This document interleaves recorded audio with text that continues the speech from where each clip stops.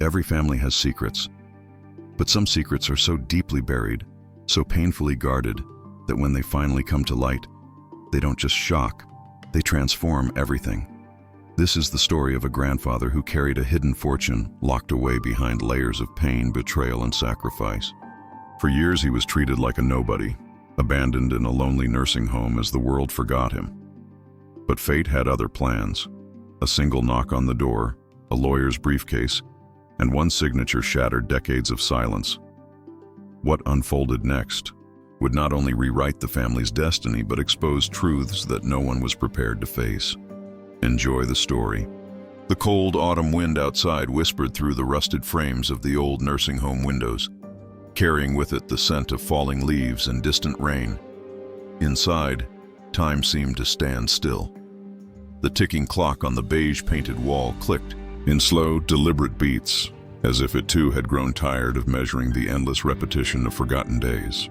The hallways stretched endlessly, dimly lit by flickering fluorescent lights, their soft hum merging with the occasional coughs and muted conversations of residents whose lives had shrunk to the size of these narrow corridors. This was not a place of healing or comfort. It was a place of waiting, a place where the living quietly rehearsed for death day after day. And in one of these silent rooms, at the far end of the West Wing, my grandfather sat, barely a shadow of the man he once was. The pale yellow curtains barely held back the dim afternoon light, casting long shadows that crawled across the floor and climbed up the walls like ghosts. He sat in his old recliner by the window, wrapped in a heavy wool blanket that sagged around his frail body like a cocoon, as if trying to protect what was left of him from the relentless march of time. His face, once full of sharp lines and commanding features, was now softened by age, his skin thin like paper, the veins visible beneath the surface, his jaw slightly slack as his lips trembled with each breath. His eyes, however,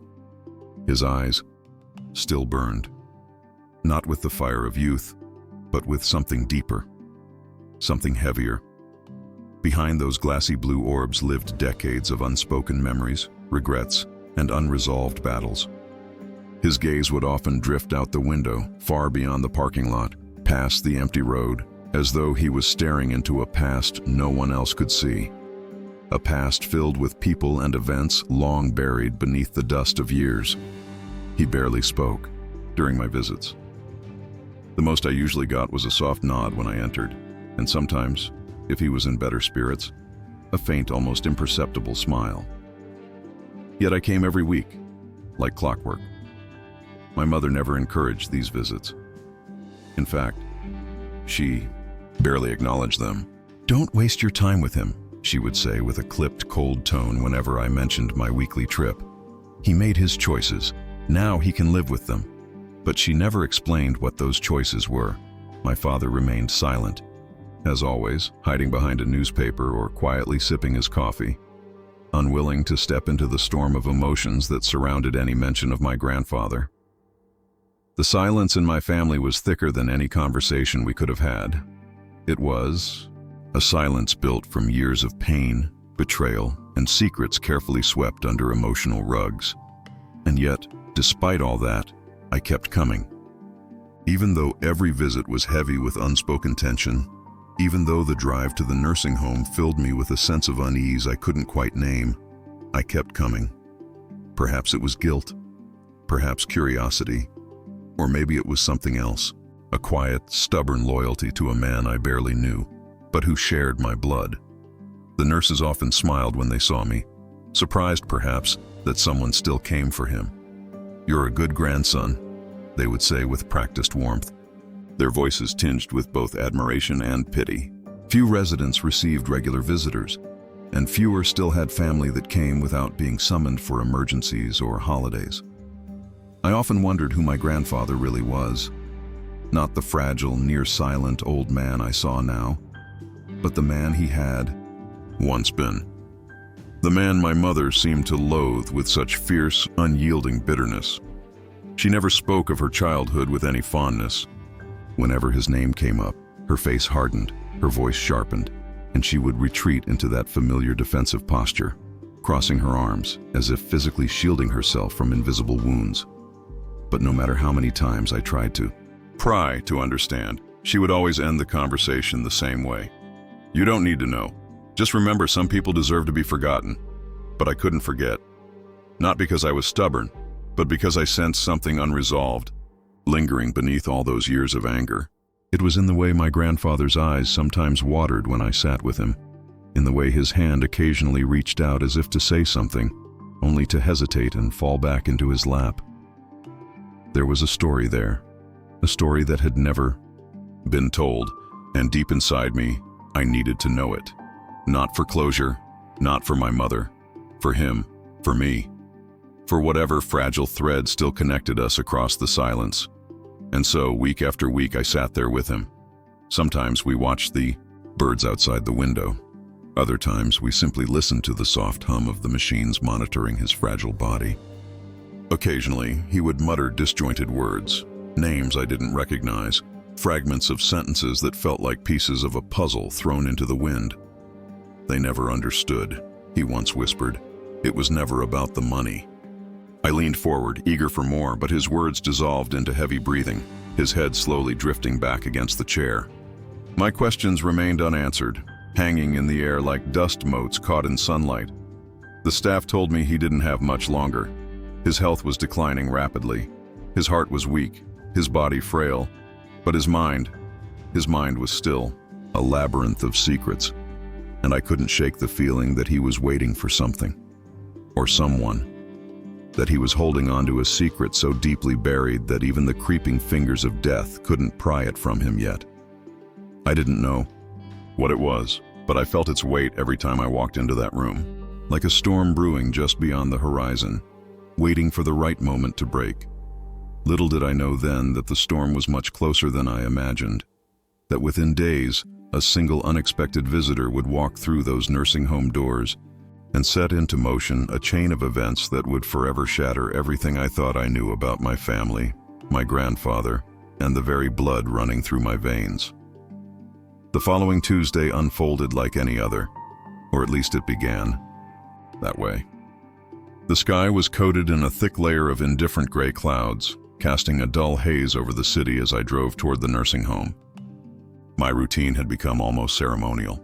Park in the same crooked space near the chipped curb, nod to the elderly man who always sat in his wheelchair near the entrance, exchange polite smiles with the receptionist who now knew me by name, and make my way through the hollow corridors toward room 317, where my grandfather waited like a monarch banished to a forgotten corner of his kingdom.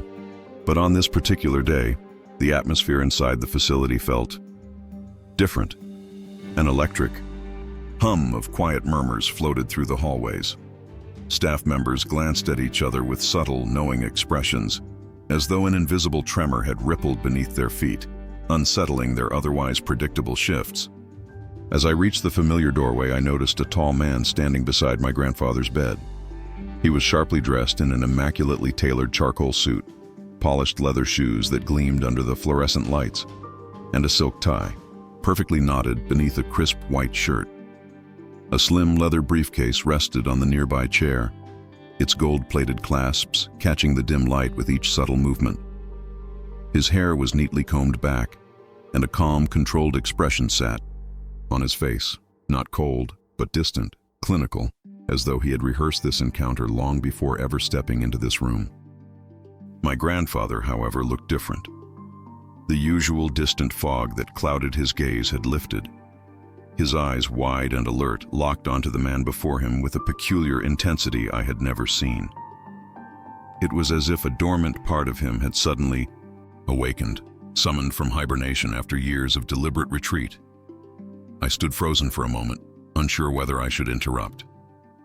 The man noticed me and offered a polite, almost rehearsed nod. "You must be his grandson," he said, his voice smooth and measured. "David Clarkson, estate attorney." His hand extended toward me in a firm, practiced gesture, as though this was not his first encounter with confused family members. I shook his hand, feeling the cool confidence radiate from his grip, still uncertain what any of this meant. "Estate attorney?" I repeated, my voice faltering slightly. "I'm sorry. I didn't know there was any estate." My grandfather, still locked in eye contact with Clarkson, finally spoke, and his voice carried a strength that defied his weakened state. "That's because they were never supposed to know," he rasped. "Not until now." Clarkson opened the briefcase with delicate precision, revealing a stack of legal documents carefully organized into folders sealed with colored tabs. "Mr. Turner, as per your instructions, I have located and secured all remaining holdings from your prior ventures. It has taken years of tracking and legal maneuvering, but your financial estate has now been fully consolidated into the trust, ready for activation." He spoke these words as though reading from a script. My mind raced, struggling to process what was unfolding in front of me. Prior ventures? Holdings? Trusts? For most of my life, I had known my grandfather as a retired high school teacher who lived modestly before being moved into this facility. My parents never spoke of him as anything more than a man who had squandered whatever life had once offered him. Yet here I was, listening to a lawyer describe an empire I never even knew existed.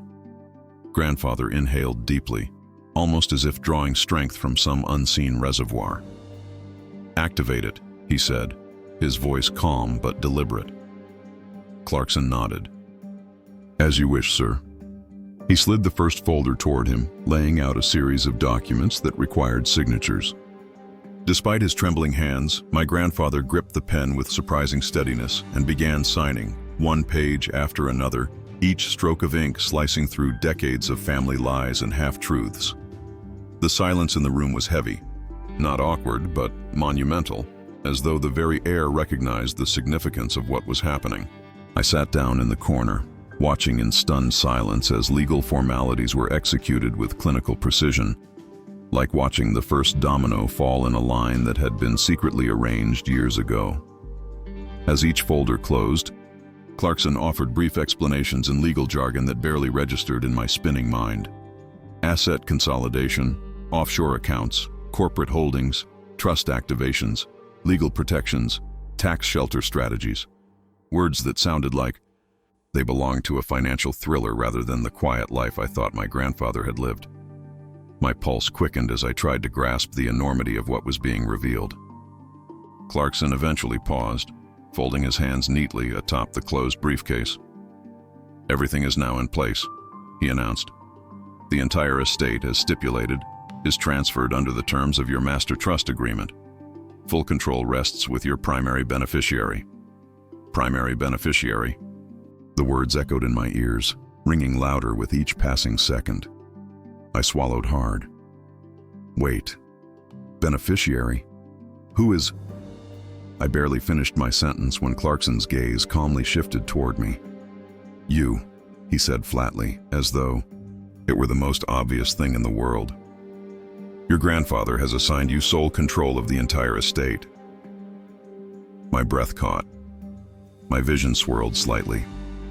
I blinked hard, trying to steady myself. "Me?" My voice cracked under the, weight of the revelation. I felt my stomach churn as the full magnitude of the moment crashed down upon me like a tidal wave. My grandfather sat still, staring at me with a mixture of pride and quiet sadness. "It was always meant to be you," he whispered. The air in the room grew thicker, heavier, as if every molecule had absorbed the weight of the truth that now floated between us. My head spun with questions I could barely articulate, my pulse pounding behind my ears like a drumbeat of disbelief. For years, I had sat across from this man, watching him fade quietly into the corners of obscurity, never imagining that beneath his frailty lay the architecture of an invisible empire. My grandfather, once dismissed by our family as a relic of poor decisions and wasted years, had just handed me the keys to something unfathomable. And yet, beneath the sheer shock of inheritance, a deeper question gnawed at me. Why? Why had he hidden all this? Why had he lived in this modest, sterile facility while his wealth silently multiplied in the shadows? Grandfather's eyes never left mine, piercing through the fog of my confusion. "I didn't want you poisoned by it," he said, his voice calm but tired, as though each word carried the weight of years unspoken. "Money has a way of exposing the rot inside people. I saw it happen. to them. His gaze drifted briefly, toward the empty air, as if seeing ghosts only he could recognize. I knew without asking that them meant the rest of our family. My mother, my aunts, my uncles, the entire web of relatives whose bitterness had been passed down like a family heirloom. I watched them turn on each other when the first real money came in. The greed, the lies, the betrayals, it consumed them, destroyed what little good was left. I swallowed hard, my throat dry as I tried to process his confession. But why not tell me? I finally managed to ask. All these years. I came here. I sat with you. You let me believe you had nothing. He closed his eyes briefly, exhaling deeply. Because you were still growing, he said softly. I needed to see who you would become without the weight of all this. I needed to know you weren't like them. His frail hand lifted slowly, trembling slightly, reaching for mine. And you proved it. You kept coming, not because of what I had, but because of who I was. Even when you didn't understand. His voice wavered, and for the first time I saw tears pool in the corners of his weathered eyes. The room fell into a heavy silence again, broken only by the distant murmur of voices in the hallway and the rhythmic hum of machinery keeping track of his fragile heartbeat. I looked at Clarkson, whose expression remained neutral, almost detached, as if he had performed this same delicate transaction countless times before. Yet even he couldn't completely conceal the subtle flicker of respect in his eyes as he watched my grandfather lay bare his intentions. The trust is impenetrable, Clarkson said, breaking the silence with the cool confidence of a man who had meticulously constructed this legal fortress. No family member, no creditor, no opportunist can touch these assets unless you choose otherwise. The structure your grandfather designed protects everything under your sole discretion. My mind raced again. Sole discretion. The power now rested entirely with me, a power I had neither sought nor anticipated. The irony twisted painfully inside me. All those years of struggling to pay tuition, watching my parents argue about overdue bills, feeling the pressure of limited options. And now, suddenly, wealth beyond comprehension had been sitting quietly in the shadows, just beyond our reach. My mother's bitterness echoed in my mind like a haunting refrain. She had always portrayed him as selfish, irresponsible, even cruel. But standing here, listening to him now, the lines between villain and protector blurred into an agonizing shade of gray. Grandfather continued, his voice growing softer, weaker, but still sharp. Your mother, your aunts, they didn't see the danger. They thought money would fix everything, but it only amplified the worst parts of them. I tried. God knows. I tried to warn them, but greed blinds even the best of us. So I withdrew. I let them believe I lost it all, and I watched them turn on each other without needing to lift a finger. He paused, his eyes now pleading. But you must not let this curse pass on to you. You must be stronger than all of us. I nodded slowly, feeling the gravity of his words settle into my bones. This was no simple inheritance. It was a responsibility, a test. And the more I listened, the more I understood that what he was handing me wasn't just a fortune. It was the culmination of a lifetime spent fighting demons, both external and within his own bloodline. The vast wealth sitting behind that briefcase was a battlefield littered with invisible corpses of broken relationships, shattered trust, and failed character. And now, I stood at the center of it all. As Clarkson packed the final documents back into his briefcase, he handed me a thick envelope sealed in wax. These are the master access credentials, he said. Account information, offshore holdings, foundations. You'll need time to review everything. I recommend proceeding cautiously. The scope of the assets will take weeks, if not months, to fully comprehend. My fingers trembled slightly as I accepted the envelope, feeling its unexpected weight as though I were holding a live, dangerous artifact. Before I could speak again, my grandfather reached for my hand one last time, his grip surprisingly firm despite the frailty of his flesh. His voice lowered to a whisper, but his words carried like thunder in my chest. Do not trust any of them when they come knocking. They will come. I promise you. They will smell this fortune like wolves. But remember this, you owe them nothing. I swallowed the lump forming in my throat, gripping his hand tightly. And in that moment, I knew nothing in my life would ever be the same again. The days that followed unraveled with a strange, almost cinematic surrealism. It was as though I had stumbled into the plot of a drama I never auditioned for, the script written long before I was even born. Each morning, I would wake up to a new wave of documents arriving at my apartment, certified mail from banks I had never heard of, confidential couriered packages stamped with seals from foreign jurisdictions, and long, tightly worded legal agreements that made my head spin. Clarkson, ever composed, arranged everything with machine-like precision. His team of advisors, accountants, and offshore managers coordinated seamlessly behind the scenes, assembling the enormous web of wealth that my grandfather had meticulously concealed for decades. And with each passing day, the numbers continued to rise, not by thousands, not by millions, but by amounts so staggering that my mind struggled to grasp their meaning. There were luxury properties scattered across continents, a penthouse overlooking the skyline of Singapore, a private villa in the hills of Tuscany, beachfront estates tucked away in remote Caribbean islands. There were art collections stored in temperature-controlled vaults, priceless paintings and sculptures I had only ever seen in textbooks. Stocks and equity holdings were hidden inside layered corporate shells, each designed to obscure ownership and shield the assets from prying eyes. Then came the private foundations, silent beneficiaries of philanthropic funds carefully constructed to both give and protect. It was a labyrinth, a financial fortress designed not simply to accumulate wealth, but to preserve it against the inevitable vultures who would come circling once the secret was revealed. And yet, amid the dizzying flood of wealth pouring into my life, a darker current began to stir beneath the surface, the first faint scent of what my grandfather had warned me about. The calls began innocently enough. A second cousin I hadn't spoken to in years left a cheerful voicemail, casually, asking how I was doing. An aunt who had long ignored me suddenly sent a friendly text message, filled with syrupy affection, but their voices carried an edge, a rehearsed warmth, like salesmen laying the groundwork for a future pitch. At first, I tried to tell myself it was harmless. Maybe they had genuinely decided to reconnect. Maybe they missed me. But that illusion evaporated quickly. By the end of the week, the floodgates burst wide open. My mother, who had for years carried only contempt when speaking of her father, now called me with a strained voice, masking her barely contained agitation. I heard, "There's been some activity," she began, carefully choosing her words. "Some attorney's been poking around. What's going on?" Her tone carried the sharpness of suspicion wrapped inside forced curiosity. My stomach tightened.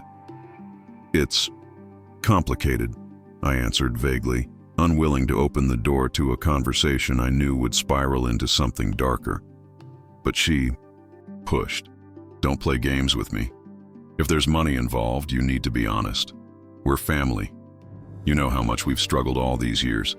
Your father and I have sacrificed everything for you." There it was, the shift. The not-so-subtle attempt to link their struggles to a fortune they had long believed didn't exist. A fortune my grandfather had deliberately hidden from them. "It's not as simple as you think," I replied, my voice tightening. "Grandpa made specific decisions about all this. There are legal protections in place." My mother's voice grew sharper, colder. Legal protections? Against his own family? Against his own daughter? I could feel her resentment boiling beneath the surface. A resentment that had clearly been festering for years, now given fresh fuel. And she wasn't alone. One by one, distant relatives I barely remembered surfaced like moths drawn to a flame. Cousins, uncles, even in-laws I had met only once at long-forgotten weddings or funerals. Their approaches varied. Some used guilt, some flattered. Others tried subtle manipulation, invoking family loyalty, shared blood, and promises of future unity. "We're all family," they said. "Surely your grandfather wouldn't want us to be divided." But their polished words couldn't hide the raw hunger in their voices. the barely restrained desperation to claw at the treasure they had just discovered existed. I began to realize that my grandfather's wealth was not simply a blessing. It was a magnet, a beacon that attracted not just greed, but betrayal, entitlement, and moral decay. And as each call, each message, each awkward conversation piled up, I understood with terrifying clarity why he had chosen to disappear from all of them. He had seen this coming long before I was ever old enough to grasp its meaning. The worst, however, was yet to come. The legal letters began arriving soon after, thinly veiled inquiries from attorneys representing concerned family members who wished to review the trust's terms. Subtle threats wrapped in legal jargon about potential claims and possible mismanagement. Clarkson handled them with surgical efficiency, his responses cold, clinical, and legally bulletproof. "They have no standing," he assured me repeatedly. "Your grandfather's legal architecture is flawless. They can threaten, but they will fail." And yet, despite his reassurances, I could feel the pressure mounting. The storm that my grandfather had warned me about was no longer a distant threat. It was at my doorstep. And as the days stretched into sleepless nights filled with anxious calculations and heavy phone calls with Clarkson's team, a deeper fear began gnawing at me. Would I be strong enough to carry the burden he had passed down to me? Could I survive what had consumed everyone else before me? I sat awake one evening, staring out my apartment window into the dark city skyline, gripping the sealed envelope Clarkson had first handed me. Inside were not just account numbers and legal access codes. Inside was a war that had already begun, whether I wanted it or not. And in that moment, beneath the glow of cold city lights, I finally understood. This wasn't simply an inheritance. This was a test of character, one my grandfather had spent a lifetime preparing me for. The more the days passed, the more I realized my grandfather's warnings hadn't even scratched the surface of how deeply rooted the rot within my family had become. As each hour unfolded, the schemes grew bolder, more aggressive, more sophisticated. What began as innocent calls soon evolved into full-blown manipulations. My phone lit up with messages that ranged from weeping pleas to venomous threats. Cousins I hadn't spoken to in over a decade now spoke of childhood memories as if we had been inseparable, painting false portraits of loyalty and togetherness. "Remember how close we used to be? We were always family. You can't let money change that," one cousin wrote, her words dripping with feigned nostalgia. But beneath the sugary words lay desperation, a hunger sharpened by years of financial struggle now inflamed by the scent of unimaginable wealth. It didn't take long for the veils to drop completely. The phone calls grew louder, angrier. "You owe us," my uncle shouted over the phone late one night, his voice slurred, possibly from alcohol or perhaps from the intoxicating rage that consumed him. We suffered while that old bastard sat on a mountain of cash. Do you think he earned all that alone? He built that fortune on the back of this family. And now you think you get to keep it all? The words pierced through me like needles. And yet, even in that moment of fury, I could hear something even darker behind his anger. A deep, bitter envy that had lived inside him for decades, now boiling uncontrollably to the surface. The more I tried to maintain my composure, the more relentless they became. My mother, too, shed any pretense of concern. Gone was the restrained, careful tone she had initially used. Now she called me, daily, each conversation more hostile than the last. "He manipulated you," she spat. "You don't know the man like I do. He's a liar, a coward. He abandoned this family and left us to rot. And now you're falling right into his trap. That money was supposed to help all of us, not just you." Her voice cracked, the fury mixing with years of suppressed pain and humiliation. But there was something else layered beneath her rage, something more unsettling. A sense of entitlement, as though the fortune my grandfather had built was hers by birthright, stolen from her through his carefully orchestrated silence. Clarkson remained calm through every development, as though he had seen this unravel countless times before. His voice never wavered as he advised me through each new wave of legal threats and family hysteria. "They will escalate," he warned. "Their desperation will drive them to actions you wouldn't have believed possible before all this. But remember, your grandfather predicted every step. The protections are airtight. His confidence was reassuring, but even Clarkson's composure couldn't shield me from the emotional weight crushing my chest. My family wasn't simply angry, they were unraveling. And I was now the target upon which they had projected all their bitterness, all their failures, and all their unmet expectations. At night, I couldn't sleep. I paced my apartment like a prisoner trapped inside invisible bars. The city lights outside offered no comfort, only cold reflections of my own spiraling thoughts. I replayed my grandfather's words again and again. They will come. They will smell the money, but you owe them nothing. He had tried to protect me, but nothing could have prepared me for how savage their hunger would become. Blood ties meant nothing now. Shared holidays, family dinners, childhood memories, all of it had evaporated, replaced by the raw, naked pursuit of wealth. And yet, amid the chaos, something else began to crystallize within me. A strange, cold clarity. The money wasn't the real danger. It was merely the amplifier, the magnifying glass revealing who my family truly had been all along. They had always been capable of this.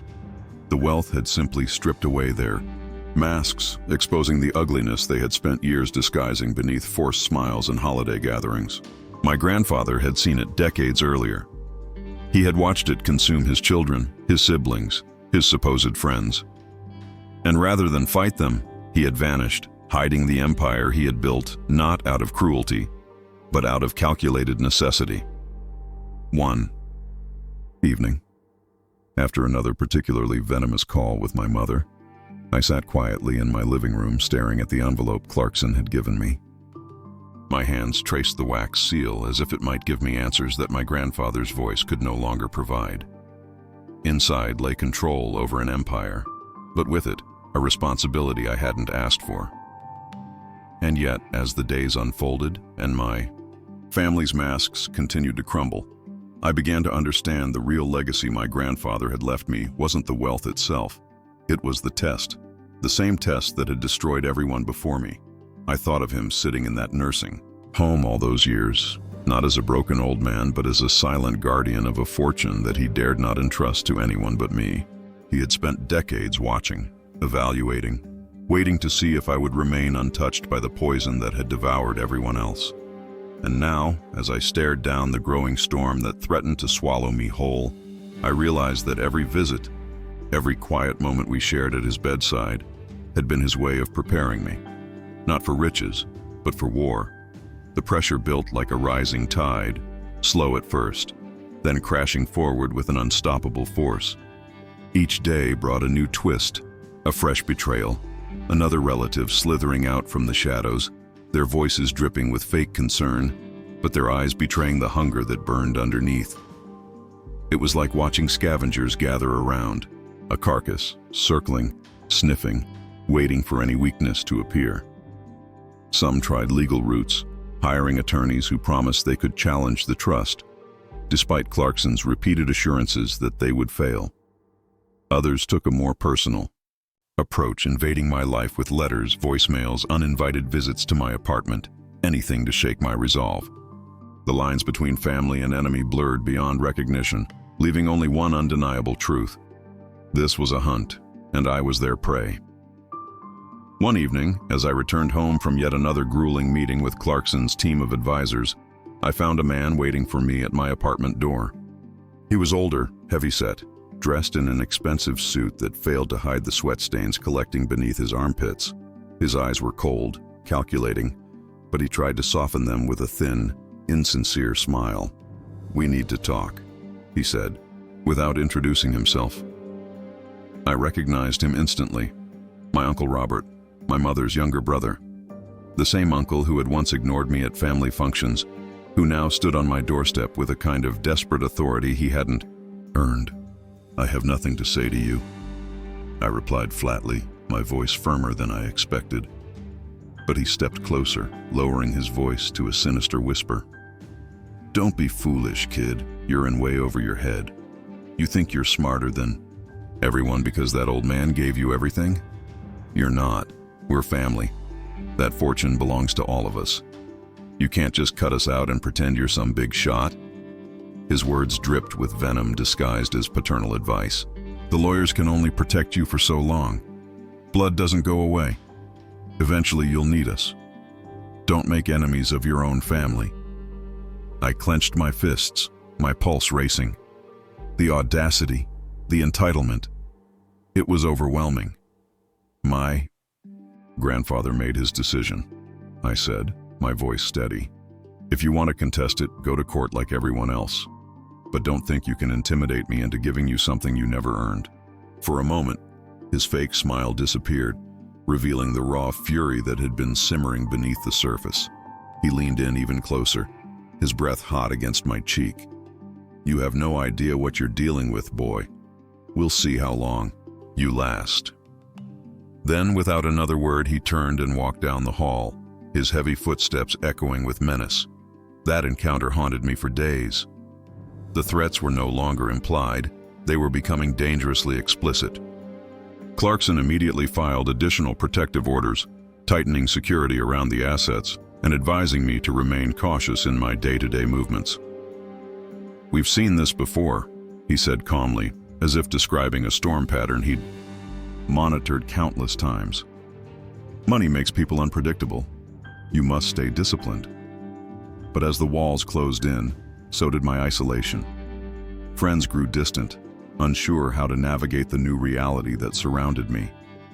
My phone, once filled with casual messages and lighthearted plans, now buzzed only with legal updates, security advisories, and venomous demands from relatives who viewed me as the sole obstacle between themselves and the life they believed they deserved.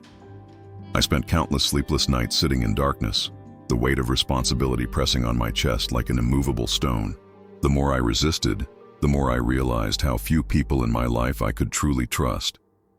Yet amid the chaos, I kept returning to one image: my grandfather, sitting quietly by that nursing home window, his frail hands folded, his eyes distant but not lost.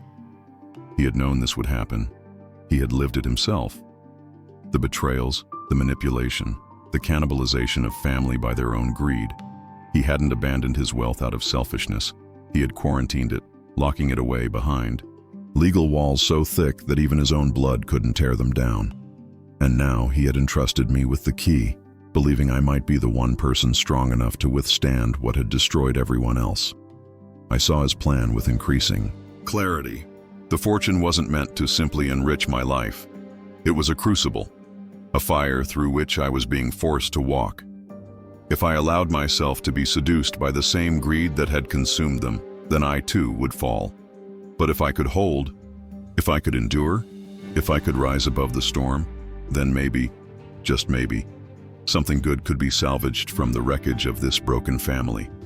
And it was that flicker of purpose, that distant light, that kept me moving forward even as the storm clouds thickened around me. The battle lines had now fully formed. What began as awkward family calls had erupted into a cold war of legal threats, emotional manipulation, and whispered betrayals exchanged behind closed doors. The family I thought I knew no longer existed, or perhaps, as I had come to realize, this was who they had always been, and the illusion of unity had simply shattered under the pressure of opportunity. Clarkson remained my steady lifeline through the storm, meticulously guiding me through every legal ambush they attempted. Every threat was countered with airtight defenses my grandfather had designed long before any of them could even imagine such an empire existed. "The trust's architecture is iron," Clarkson reminded me during one particularly grueling meeting. "They can claw and scream, but there's nothing for them to grab onto. Your grandfather was thorough, but no amount of legal strength could protect me from the emotional cost that was steadily bleeding me dry. The attacks weren't just coming through lawyers and private investigators. They were invading my personal world in ways my grandfather could never have predicted. My social media accounts were suddenly flooded with hateful messages from distant relatives and anonymous profiles, accusing me of being a traitor to my own bloodline. Family photos that once captured joyful gatherings now resurfaced online with venomous captions. "He turned on us for money. Look at the snake who sold out his own family." The toxicity spread like wildfire, drawing in not just immediate family members but acquaintances who had no true knowledge of the situation, but were eager to feast on the drama. Even my friends began to hesitate. Some distanced themselves out of discomfort, others out of envy. The whispers followed me everywhere, in coffee shops, at work, even during casual outings. The once safe spaces of my daily life were now tainted by the suffocating weight of other people's projections and judgments. And in the quiet solitude of my apartment, as I stared at endless stacks of financial documents outlining holdings in places I had never even visited, the loneliness became unbearable. This inheritance was not just wealth, it was a prison. One night, unable to sleep, I sat alone in my darkened living room, replaying every moment of the past weeks. My grandfather's frail voice echoed in my mind. "You must be stronger than them." He had known this war would come. He had known that giving me the fortune would not be a gift but a trial, one that few could endure. And yet, despite his foresight, I couldn't help but wonder if he underestimated just how vicious his own children would become. Or maybe, heartbreakingly, he had always known exactly how far they were willing to fall. In a rare moment of vulnerability, I called Clarkson late that night. The fatigue in my voice was impossible to hide. "How much longer can this go on?" I asked. "How much more pressure can they apply before they find some crack I don't see?" His voice, calm and unwavering as always, responded like a seasoned general surveying a battlefield. "They have already played most of their cards," he assured me. "The legal structures your grandfather created were not designed to be temporary shields. They are permanent fortresses. The louder they scream, the more desperate they become. But desperation without legal standing is just noise." I wanted to believe him, but belief didn't soften the ache in my chest or quiet the storm inside my head. My grandfather had built his entire empire around preparation, secrecy, and control. And yet, even with his masterful planning, I was beginning to see that no amount of legal strategy could fully protect someone from the psychological warfare of family betrayal. What he had shielded me from financially, I was now paying for emotionally. Then came the unexpected escalation that neither Clarkson nor I had anticipated. Private investigators hired by my distant relatives began digging into my personal life. They contacted former employers, old classmates, even ex-girlfriends, searching for any shred of dirt they could weaponize.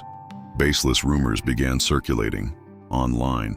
Fabricated scandals, accusations of fraud, whispers of misconduct, all designed to paint me as an unfit heir who had somehow manipulated my grandfather into rewriting his will. The aim was clear: to build public pressure, to cast doubt on my character, to sway any court that might eventually be called upon if they could find even the smallest legal opening. The relentless onslaught made me realize something chilling. My grandfather's decision to trust me with his fortune wasn't just about preserving wealth. It was about survival. He had seen this coming. He knew the wolves would come. But he had also understood that while he could insulate the assets, the person holding them would stand entirely exposed. I was no longer simply fighting for an inheritance. I was fighting for my identity, my sanity, my very name. And yet, through the darkest moments, one thought anchored me. If I broke now, everything my grandfather fought for would crumble with me. Every sacrifice he made, every year he lived in, solitude, every piece of the empire he built, all of it would fall into the very hands he had spent a lifetime protecting it from. I couldn't let that happen. Not to him, not to his legacy, and not to myself. The assault on my character intensified in waves, each one more venomous than the last. As the private investigators dug deeper into my personal history, they fabricated connections, twisting benign moments of my life into sinister narratives. A harmless argument with a former colleague was reframed as workplace aggression. A brief financial hardship during my college years, when I took a loan I promptly repaid, was painted as evidence of financial recklessness. Even distant ex-girlfriends were contacted, some bribed or manipulated into making ambiguous statements that were later exaggerated into outright accusations. The goal was no longer subtle. They sought to paint me as unworthy, unstable, morally bankrupt, anything that could justify their claim that I had somehow coerced or manipulated my grandfather into handing me his empire. The media smelled blood. Local tabloids, hungry for scandal, began publishing sensational headlines. The billionaire grandson, hero or hustler. Shocking allegations emerge in family fortune feud. They didn't need facts, they needed drama.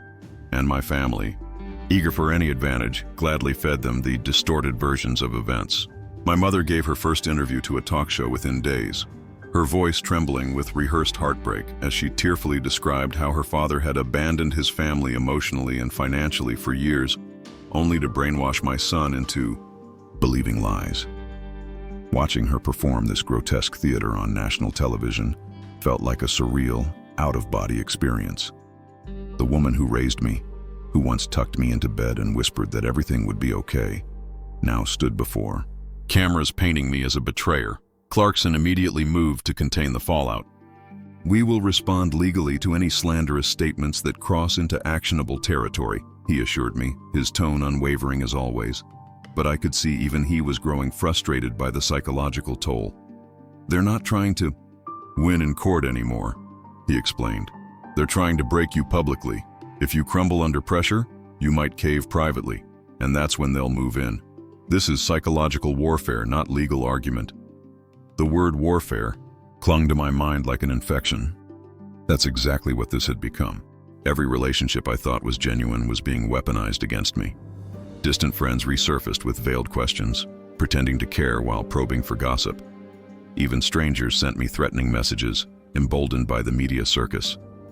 I no longer recognized my own life.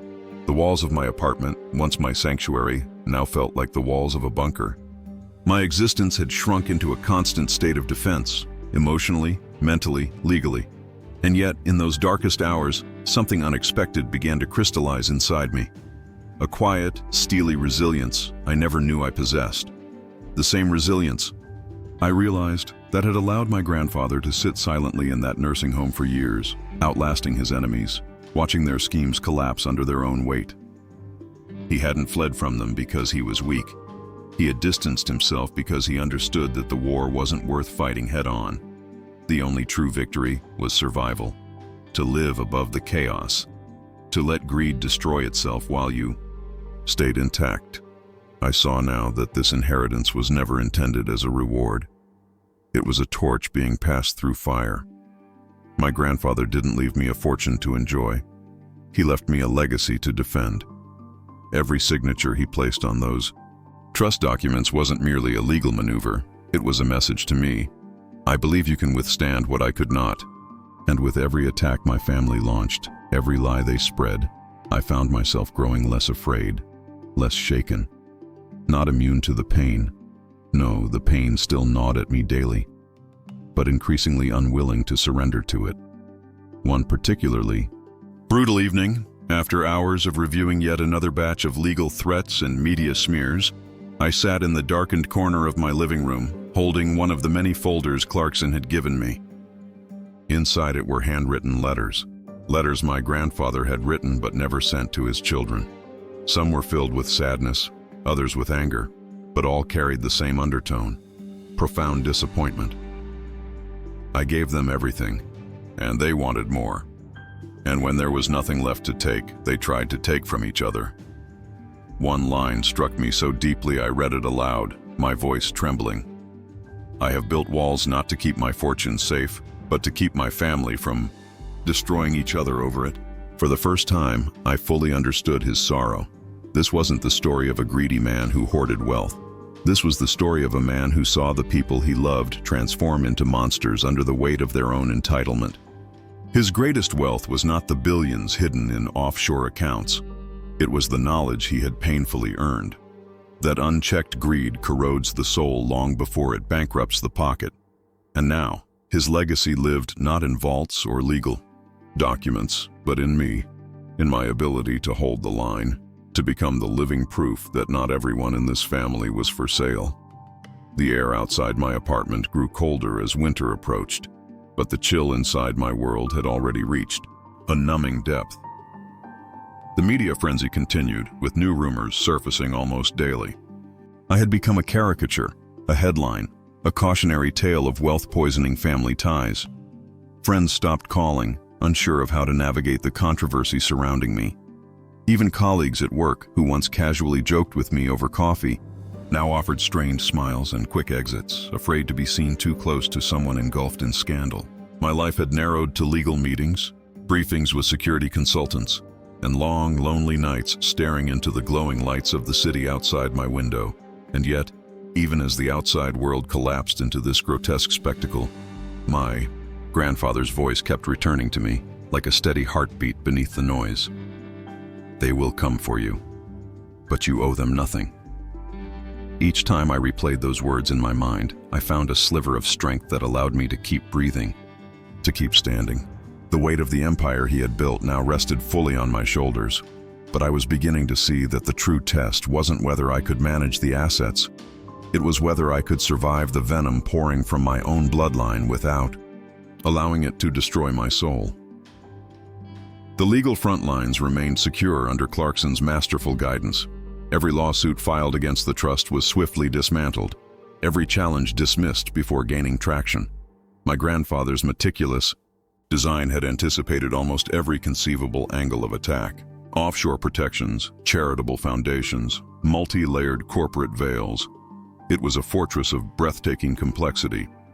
But what the law could not shield me from was the daily psychological erosion. The whispered accusations, the social ostracization, the isolation. It was during one of these long, sleepless nights that I found myself once again sifting through the private files my grandfather had left behind. His journals were like a map through a labyrinth I was only beginning to comprehend. He had documented everything: the betrayals that had sparked his retreat, the business decisions that had allowed him to conceal his fortune, and most hauntingly, the slow, devastating transformation of his children. In entry after entry, I read his heartbreak as he watched their love for him mutate into resentment the moment money entered the picture.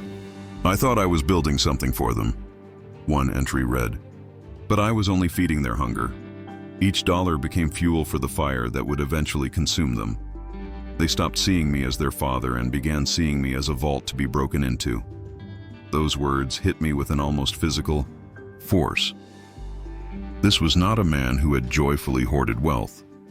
This was a man who had tried desperately to protect his children from themselves and failed. His retreat into solitude wasn't an act of selfishness. It was an act of surrender.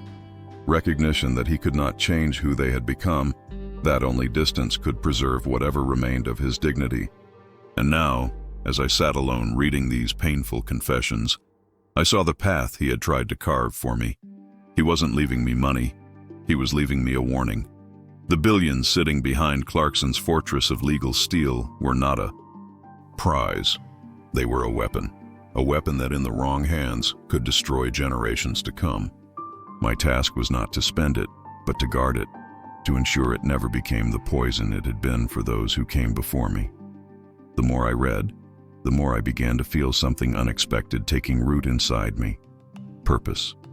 Until now, my entire battle had been reactive. Defending, protecting, surviving. But I was beginning to see that survival wasn't enough. My grandfather hadn't chosen me simply to hold on to this fortune. He had chosen me to redeem it, to do what none of his children could do, break the cycle. I closed the journal slowly that night, my hands no longer trembling. The fear that had gripped me for weeks was still present, but it had been reshaped into something sharper. A resolve I hadn't known existed within me. I would no longer simply survive the onslaught. I would rise above it. I would take the empire my grandfather had hidden not as a prize to flaunt, but as a tool to heal the wounds he had carried to his grave. The next morning, I met with Clarkson. His sharp eyes immediately read the shift in my posture, in my voice. "It seems you've made a decision," he said without prompting. I nodded. "I have. We're not just defending this anymore. We're going to use it, but not for them. Not for revenge, for good." A rare smile crept across Clarkson's face, brief but sincere. "Then you've become exactly who your grandfather hoped you would be." And with that, the real work, my work, was about to begin. The decision to move from defense to purpose was not a moment of triumph, but a quiet act of defiance against the decay that had consumed my family for years. I knew that every step forward would invite fresh attacks, but for the first time I no longer feared them. They had already taken everything they could: my peace, my privacy, my reputation. But what remained was something they could never touch: the clarity of knowing exactly who I had become and who I refused to be. Clarkson and his team went to work immediately, reconfiguring portions of the trust to allow for carefully monitored philanthropic ventures while maintaining the legal protections my grandfather had built. "Every dollar we release must serve a purpose," I told him, my voice firm. "No vanity projects, no empty foundations designed for tax sheltering. Real impact." Clarkson nodded, clearly approving of the shift. "Your grandfather would have wanted that," he said. "But understand, this will bring even more attention. The public will watch every move you make." And they did. The media, hungry for fresh narratives, quickly shifted focus as news broke that I had begun directing portions of the fortune into charitable causes. Headlines began appearing: Billionaire Air Funds Youth Education Initiatives, former Scandal Magnate launches healthcare programs in underserved communities. For the first time, my name was no longer solely tied to accusations and venom. Whispers of admiration crept into the conversation. Journalists speculated whether this was a calculated image rehabilitation or a genuine act of redemption. It didn't matter.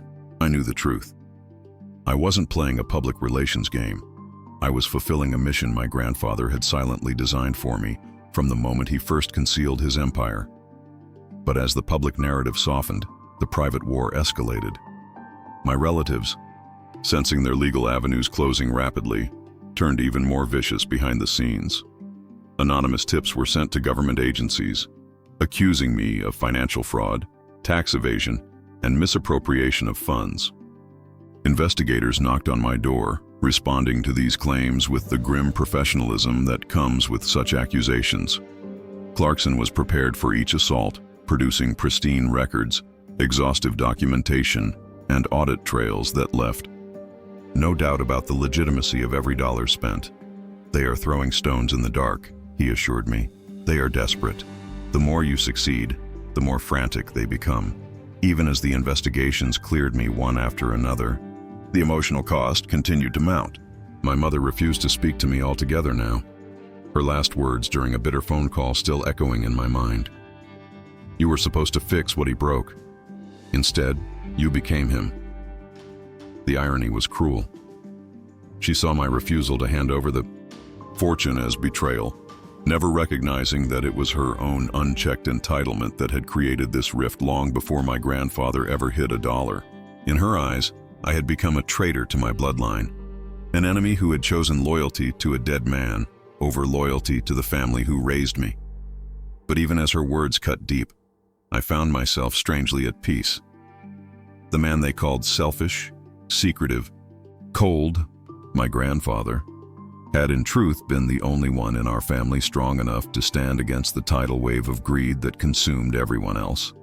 And now, sitting in the chair he once occupied, not in a literal sense, but in the burden of leadership, I finally understood the impossible choice he had made. To love a family so deeply that you're willing to become their villain if it means saving them from themselves. With Clarkson's continued guidance, the first foundation launched successfully, funding full scholarships for underprivileged students who, like me, had once struggled to find a path forward amidst limited means. The media covered the ribbon-cutting ceremony, the cameras capturing the smiling faces of children who would never know the war raging behind the scenes that made their futures possible.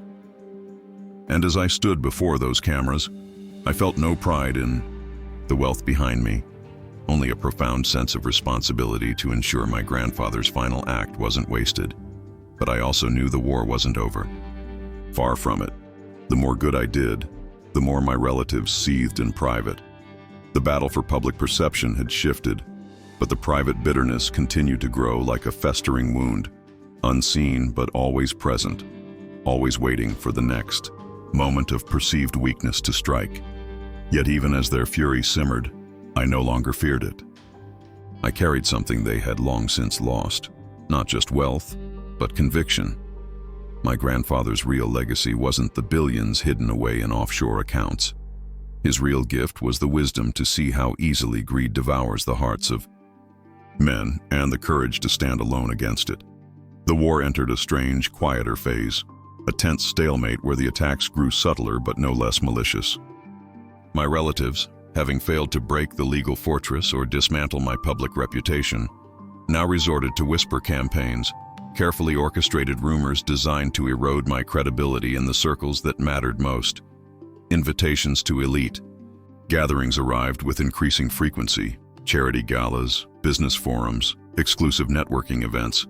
But behind the glittering chandeliers and polished smiles, I could feel the eyes watching me, judging, searching for cracks beneath the surface of my newfound role. To many in those rooms, I was a curiosity. The young man who inherited billions overnight, who survived a vicious family feud, and who now stood as a symbol of either redemption or scandal, depending on which narrative they chose to believe. Behind the polite handshakes and champagne toasts, some whispered that I was merely playing a long game, that my philanthropy was a carefully constructed facade meant to shield darker intentions. Others speculated that I was just a puppet, that Clarkson or unnamed advisors were truly controlling the empire, while I stood as a convenient public figurehead. But none of them truly understood the depth of the journey that had brought me here. They saw only headlines, not the years of silent heartbreak, not the nights spent drowning in legal documents and psychological warfare, not the visits to a frail old man who had carried unspeakable burdens in silence. What they couldn't grasp, what perhaps no outsider ever could, was that every dollar I directed toward good came with the memory of what it cost to protect it. Every scholarship granted, every hospital wing funded, every community center rebuilt wasn't an act of indulgence or image management. It was an act of defiance, a deliberate, conscious rejection of the disease that had consumed my bloodline. I was not buying redemption. I was honoring a legacy my grandfather had risked everything to preserve. And yet, even as my confidence in this mission grew stronger, I couldn't escape the toll it continued to take on me privately. The loneliness was profound. The friends who remained in my life grew fewer with each passing month. Some resented my fortune, no matter how I used it. Others feared being entangled in my ongoing legal drama. Romantic relationships became nearly impossible. Trust was a rare currency, and I found myself questioning the motives of anyone who tried to get too close. Was it genuine affection, or was it proximity to unimaginable wealth? Clarkson, ever the quiet sentinel, remained my one constant ally. We met regularly in his meticulously organized office, reviewing updates on the various philanthropic initiatives, fortifying the remaining legal barricades, and analyzing the ongoing surveillance we maintained on my relatives' activities. He was no longer simply my attorney.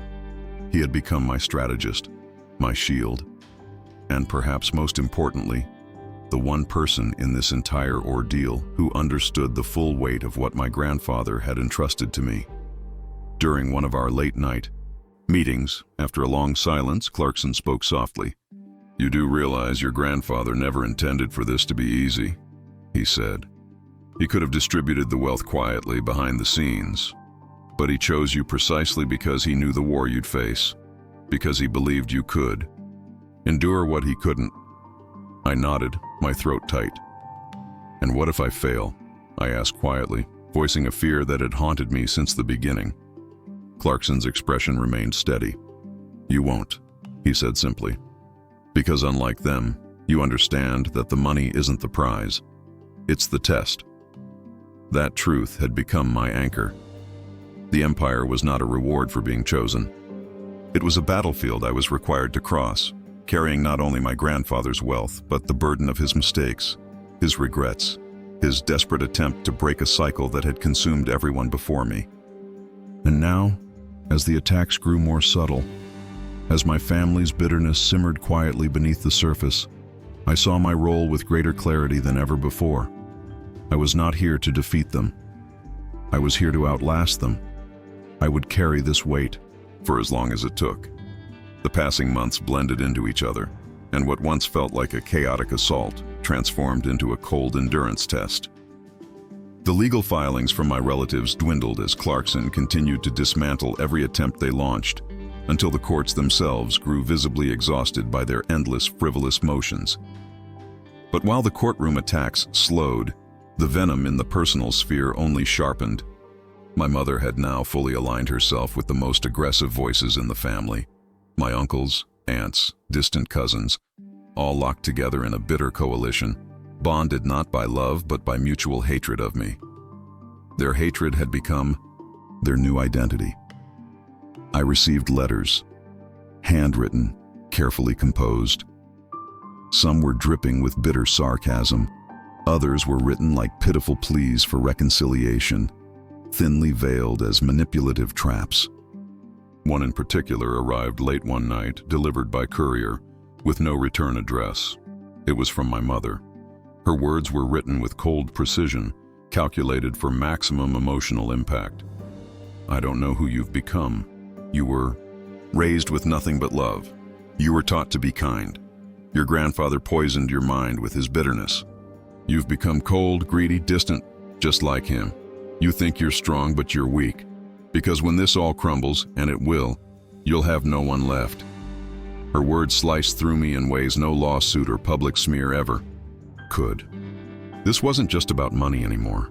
This was about my very identity. About how easily one person can be recast as the villain when they refuse to surrender control. My own mother no longer saw me as her son, only as the gatekeeper, blocking her from the fortune she had long fantasized about. I sat with that letter for hours, reading it over and over, tracing the pen strokes, feeling the weight of every sentence press heavier on my chest. In moments like these, I longed for my grandfather's voice more than ever. I wished I could sit beside him one last time, hear his wisdom, feel his steady hand on my shoulder, reassuring me that this war was worth fighting. But all I had were his journals, his instructions, and the faint memory of the man who had sat so silently in that nursing home window. The man who saw all of this long before it began. I returned to his writings that night, flipping through the worn pages, desperate for guidance. And there, buried deep within a late entry, I found words that steadied my collapsing resolve. The most dangerous form of greed is not the hunger for wealth. It is the hunger for validation. My children did not want money. They wanted proof that they mattered more than anyone else. And when they didn't get it, they turned to hatred, because hatred is easier than grief. I closed the journal, leaning back in my chair as those words echoed in my mind. My family's rage wasn't just about inheritance. It was about being denied the validation they craved, the feeling that they were still central to his world. My grandfather's refusal to indulge their entitlement had not only starved their greed but starved their egos, and now I was the symbol of that denial. No matter what I did, give money away, build foundations, fund education, it wouldn't matter. Because in their eyes, my very existence was a constant reminder of their failure to control the man they once thought belonged to them. But this understanding, while painful, brought a strange calm with it. I finally saw the battlefield for what it truly was. Not a war over wealth, but a war over identity. They weren't trying to take back money. They were trying to rewrite history. They wanted to turn me into the villain so they could cleanse themselves of the shame my grandfather had forced them to confront. The more good I did with his fortune, the more their hatred grew, because every act of generosity was proof that they were never the rightful stewards of his legacy. The next morning, I met with Clarkson again.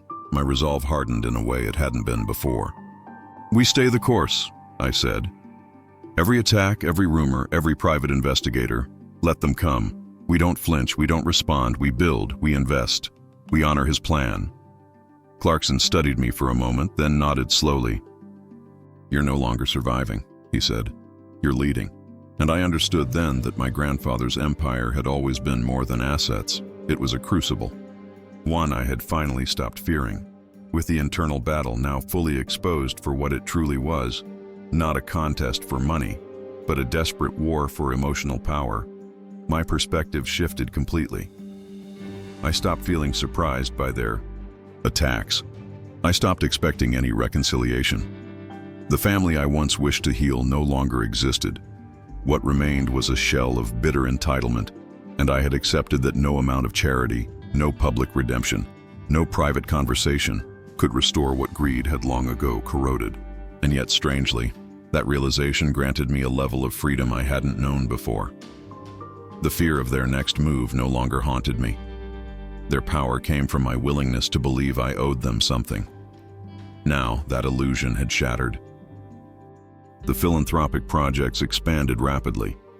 The scholarship program I'd started was flourishing, sending hundreds of students through universities they once only dreamed of. A rehabilitation clinic was fully funded, offering treatment for addicts from impoverished neighborhoods, a deeply personal project, inspired by distant memories of an uncle's silent battle with addiction that our family had long swept under the rug. And then came the healthcare initiative, targeting neglected rural communities where hospitals had either closed or lacked resources to offer even basic care. Slowly, methodically, my grandfather's fortune was being converted into something that neither my family's envy nor the public's curiosity could distort. It was becoming untouchable, not because it was hidden, but because it was now doing undeniable good. Ironically, the more I built, the more my family's rage imploded inward. Their unity began to fracture. Old resentments between siblings resurfaced. Secret alliances crumbled under the weight of jealousy. As each lawsuit failed, as each smear attempt backfired, they turned on one another in quiet desperation. Clarkson's private intelligence network kept me informed, though I no longer needed daily updates. The pattern was familiar now. They are imploding, Clarkson confirmed during one of our briefings. This was inevitable. Without external victories, they will begin devouring themselves. But even as their private wars escalated, I remained vigilant. I had seen how quickly old wounds reopened, how effortlessly one poisonous phone call could reignite a fire I thought was long extinguished. Yet each time new whispers reached me, each time an anonymous article attempted to breathe life into the dying scandal, I felt less shaken, less invested in their games. Because now, I had found something far stronger than defense: purpose. In private moments, I often returned to my grandfather's final journals. One passage had become something of a personal creed, a mantra I clung to during moments of doubt. Wealth does not corrupt men. Weakness does. The strong carry wealth like a torch, not to light themselves, but to illuminate others. The weak carry it like a mirror, only to see their own reflection, and in doing so become blind to everyone else. My grandfather had written those words after isolating himself from his children, after watching their deterioration accelerate. And now, as I held the torch he once carried, I fully grasped the staggering weight behind that metaphor. The money had never been dangerous by itself. It was simply a force that exposed what already lived inside people's hearts. In the hands of the weak, it became a weapon of destruction. In the hands of the strong, it became an instrument of service. I had not chosen this path, but I had chosen to remain on it. There were nights, however, when the loneliness pressed in like a physical weight. When the walls of my apartment, beautiful yet sterile, felt like monuments to everything I had sacrificed. Love had become complicated. Trust was elusive. Every new friendship came with a silent question mark. Every introduction a quiet calculation. Do they want me or what I have? Some days, I longed for the simplicity of my old life, when I struggled to pay bills but my world was honest, unpolluted by ulterior motives. But in those moments of isolation, I always returned to one truth. My grandfather had trusted me with this task because he saw something in me that he had not seen in his own children. I could either collapse beneath that responsibility or rise into it, and I had chosen to rise. Seasons changed, yet the war my family had waged quietly continued to erode itself from within. Publicly, they had grown silent, beaten back by the unbreakable legal fortresses my grandfather and Clarkson had so meticulously built. But beneath that public silence, I knew bitterness still festered in their private conversations. Every donation I made, every community I helped, every foundation I launched became another stone in the wall separating me from them, a wall that had now grown so tall that even their most desperate screams could no longer reach over it. They had not only lost access to the fortune, they had lost control over the narrative. That was perhaps their deepest wound, that I had taken what they believed was rightfully theirs and transformed it into something that reflected their failures. Back at them, by now I had become almost surgical in my detachment. The emotional landmines that once shook me no longer exploded. Their hateful letters went unopened. Their phone calls went unanswered. Even their brief attempts at public reconciliation, thinly veiled as family healing interviews for sympathetic journalists, failed to draw any reaction from me. I had learned that their apologies were not gestures of regret, but strategic plays to gain sympathy and reopen negotiations. But I would not negotiate. Not with people who had made their intentions so clear, so merciless, so willing to destroy me for the sake of their own gain. Clarkson, watching my transformation, rarely offered personal commentary. But during one late-night meeting, as we reviewed yet another set of failed legal threats, he paused, studying me quietly. "Your grandfather was a brilliant strategist," he said. "But he underestimated one thing." I raised my eyebrows, curious. "What's that?" Clarkson smiled faintly. "You." He leaned forward, folding his hands. "He prepared for your survival. But you've done more than survive. You've thrived. You've turned this into something even he may not have believed was possible. You've broken the cycle." I didn't reply immediately. The weight of his words settled heavily on me. Had I truly broken the cycle? Or was I simply standing at a different point within it, keeping the rot at bay but never fully erasing it? Even with all the good the fortune was now accomplishing, even with the empire repurposed into a force for public healing, I knew the shadows of this legacy would always follow me. The scars my family left would not disappear simply because I had built something noble atop their failures. The loneliness of this responsibility was permanent. In quieter moments, I often returned to the nursing home, not out of guilt, but out of need.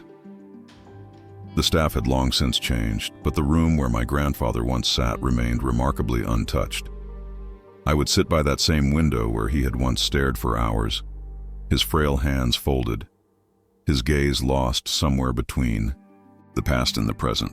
And as I stared out into the same endless gray sky he once watched, I imagined him sitting beside me, his voice gentle but firm. "I knew you'd carry it, but I also knew it would cost you."